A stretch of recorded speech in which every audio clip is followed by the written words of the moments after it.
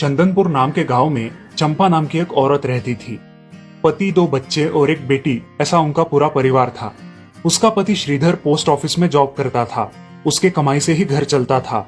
चंपा ने अपने घर के सामने एक छोटी सी दुकान खोल के रखी थी।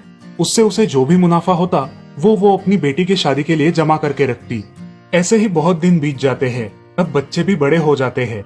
बड़ा बेटा अशोक डॉक्टर और छोटा बेटा रवि वकील बन जाता है और दोनों अपनी ट्रेनिंग पूरी करने लगते हैं। एक दिन उनकी बहन ज्योति के लिए एक अच्छा रिश्ता आता है और ज्योति की शादी पड़ोस के गांव के सरपंच जी के बेटे से हो जाती है। ज्योति बहुत ही कामचोर और गुस्सा करने वाली होती है। इसी कारण उसके ससुराल से उसे निकाल दिया जाता है। वो अपने पति को लेकर अपने मायके रहने आती है।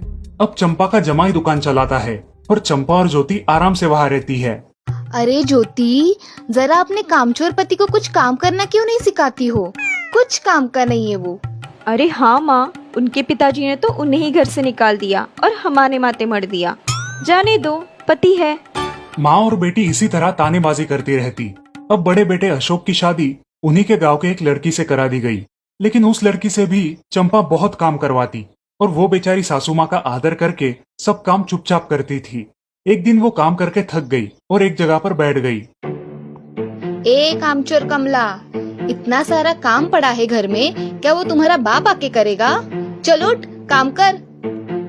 हाँ हाँ माँ जी, करती हूँ। ऐसा कह के कमला अपने काम पर लग जाती है और सारा काम खत्म कर देती है। चंपा अपने बेटे अशोक से घर आने के बाद चुगलियां किया करती थी।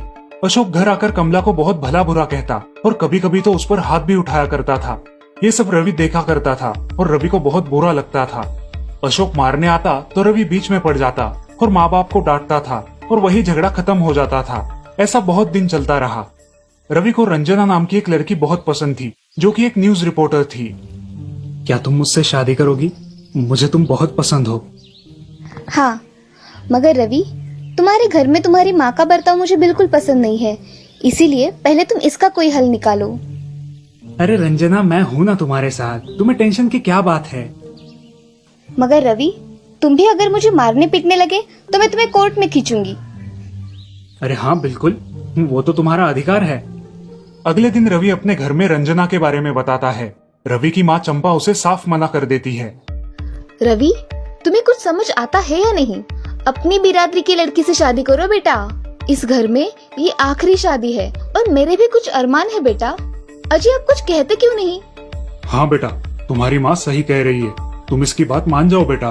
नहीं पापा, मैं शादी करूंगा तो सिर्फ रंजना से, वरना मैं शादी नहीं करूंगा। सब चुप हो जाते हैं। अगले दिन रवि मंदिर से शादी करके घर आता है। सब अचरज से रवि की ओर देखते हैं और चुपचाप अपने कमरे में चले जाते हैं। कमला उन दोनों का स्वागत करती है और वो दोनों अपने कमरे में जाते हैं। कैसे लगा मेरा घर? अच्छा है, मगर सब मिलजुल के रहे तो और भी अच्छा होगा। रंजना, तुम्हें मेरी माँ को सबक सिखाना होगा, तभी घर के सारे सदस्य ठीक हो जाएंगे।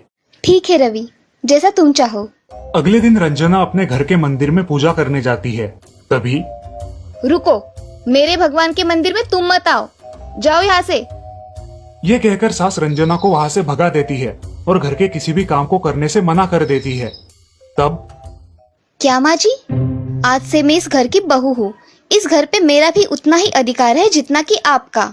क्या बोल क्या रही हो? निकल जाओ मेरे घर से। खबरदार अगर हाथ भी लगाया तो। पता है ना, मैं न्यूज रिपोर्टर हूँ। रातों रात खबर छाप दूंगी और कोर्ट के चक्कर लगेंगे वो अलग, समझिए आप। सास चुपचाप देखने लगी और उसकी बेटी और ससुर भी देखते ही रह गए। रंजना ने कमला से कहा, दीदी, मुझे आपसे काम है, आप मेरे कमरे में आइए। और हाँ, आज से खाना ज्योति दीदी आप बनाएंगी। अरे माँ, तुम कुछ बोल क्यों नहीं रही हो? ये मुझे काम करने को बोल रही है। अजी, सुनते हो? चलो मेरी मदद करो। हाँ आता हूँ।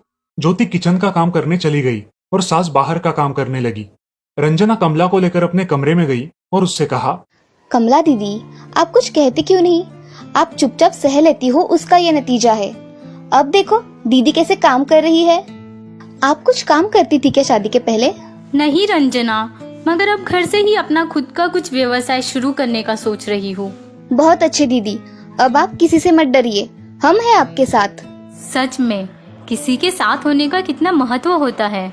अब उसकी सासू माँ ही घर के सारे काम करने लगी थी और ज्योति को काम करवाने की वजह से ज्योति भी अपने ससुराल जाने की सोच रही थी। अजी, यहाँ तो काम वाली से भी ज्यादा बुरी हालत हमारी हो गई है। चलो हम हमारे घर चलते हैं, सब है हमारे यहाँ। अरे रे, आप कहाँ चली? अभी भी काम बाकी है। ज्योति का पति रंजना से धन्यवाद कहता है और ज्योति को लेकर अपने घर चला जाता है। अब सासू माँ एक दिन पूरा काम करके इतना थक जाती है कि उसके बदन में बहुत दर्द होने लगता है। तब दोनों बहू सास के पास चली आती है और एक बहू सास के पैर दबाती है तो दूसरी बहू सर दबाती है। सासू माँ उठकर रोने लगती है। मुझे माफ कर दो मेरी बेटियों, अब से कभी ये गलती नहीं होगी। सास को उसके किए पर पछतावा होता है और ये देखकर घर के सभी सदस्य बहुत खुश हो जाते हैं। रवि और रंजना भी बहुत खुश होते हैं। वाह बहू, जो आज तक नहीं हुआ वो तुमने करके दिखाया। बहू हो तो ऐसी। रंजना अपने बर्ताव के बदले माफी मांगती है और अब सब लोग खुशी खुशी रहने लगते हैं। तो दोस्तों, इस कहानी से हमें ये सीख मिलती है कि हम सब मिलके परिवार बनता है और हम सब परिवार का महत्वपूर्ण अंग होते हैं। परिवार के काम मिल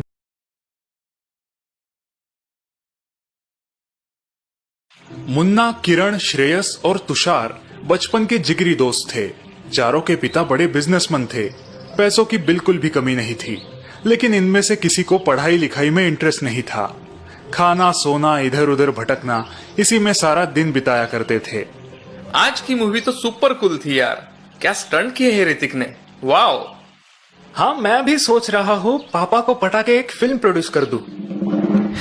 पहले एक्टिंग तो सीख ले बेटा, फिर हीरो बनना। एक्टिंग की क्या जरूरत है, डांस तो ऋतिक से भी अच्छा करता हूँ ना। अरे वो सब छोड़ो, कल के एग्जाम का क्या करना है? मैंने तो पिछले 10 दिन से किताब भी नहीं खोली। ओह शिट यार, कल के एग्जाम का तो मैं भूल ही गया। अचानक चारों को कल के प्रीलिम एग्जाम के बारे में याद आता है और चारों टेंस्ड हो जाते हैं। ओह गॉड, टीचर ने मेरे पापा से कंप्लेंट की तो मेरी फिल्म घर पे ही बन जाएगी। हाँ यार, मेरे पापा तो मेरा पॉकेट मनी, बाइक सब बंद कर देंगे। चिल डूड, क्यों इतना पैनिक हो रहा है? ये किरण है, तब तक तुम्हें डरने की कोई जरूरत नहीं। वो सभी परीक्षा के लिए बिल्कुल तैयार नहीं थे, इसीलिए वो परीक्षा से बचने के नए तरीके ढूंढने लगे। यस, एक आइडिया है, चलो मेरे साथ फटाफट। चारों दोस्त एक मैदान में आ जाते हैं जहाँ काफी कीचड़ है। अब हमें यहाँ क्यों लाए हो किरण? प्लीज यार, मेरा क्रिकेट खेलने का बिल्कुल मूड नहीं है। हाँ, ऑलरेडी मेरी फट गई है, हर जगह पापा ही दिखाई दे रहे हैं। ओम शांति ओम। सब अपने अपने कपड़ों पर ये कीचड़ लगाओ। हैं? कहीं तुम पागल तो नहीं हो गए? अरे लगाओ तो। किरण के कहने पर उन चारों दोस्तों ने बिना सोचे समझे अपने कपड़ों पर कीचड़ लगा लिया। इस प्रकार गंदे हालत और पसीने से लथपथ चारों दोस्त अपने टीचर के घर पहुंच जाते हैं। अरे ये क्या हालत बन गई है तुम्हारी बच्चों, सब ठीक तो है? सर, हम सब मेरे गांव मेरी बीमार दादी को देखने गए थे और वहां से लौटते समय हमारी कार कीचड़ में फंस गई, टायर भी फट गया और गाड़ी को धक्का लगाते लगाते हम अभी शहर पहुंचे हैं। हो, ये तो बहुत बुरा हुआ। लेकिन तुम घर जाने की बजाय यहाँ क्यों आए हो फिर? सर, हम सबकी कल की टेस्ट की तैयारी पूरी नहीं हुई है। कोई बात नहीं, तुम सब 3 दिन बाद टेस्ट देना, ठीक है? यस सर, हम सब पूरी तैयारी करके एग्जाम देंगे। Thank you sir. 3 दिन बाद सब बच्चे पढ़ाई करके एग्जाम के लिए क्लास में पहुंचते हैं। सर, हम एग्जाम के लिए रेडी है। वेरी गुड, लेकिन तुम सबको अलग अलग क्लासरूम में बैठना होगा। टीचर हर एक बच्चे को अलग अलग क्लासरूम में बिठा देते हैं। सब बच्चे आश्चर्यचकित हो जाते हैं, लेकिन पेपर सॉल्व करने लगते हैं। पेपर में सिर्फ 2 सवाल है। पहला, योर फुल नेम, और दूसरा सवाल है, कार का कौन सा टायर फट गया था? ए, आगे का राइट, आगे का लेफ्ट। अब क्या लिखे? पीछे का राइट, पीछे का लेफ्ट। हम तो फंस गए। दूसरा सवाल देख के सभी बच्चों को अपनी गलती का एहसास होता है। कैसा था पेपर बच्चों? सर, हमें माफ कीजिए। हाँ सर, फिर कभी हम झूठ का सहारा नहीं लेंगे। ठीक है, अपनी गलती की जिम्मेदारी लोगे तो जिंदगी में बहुत आगे बढ़ोगे, नहीं तो जिंदगी तुम्हें सबक सिखा देगी।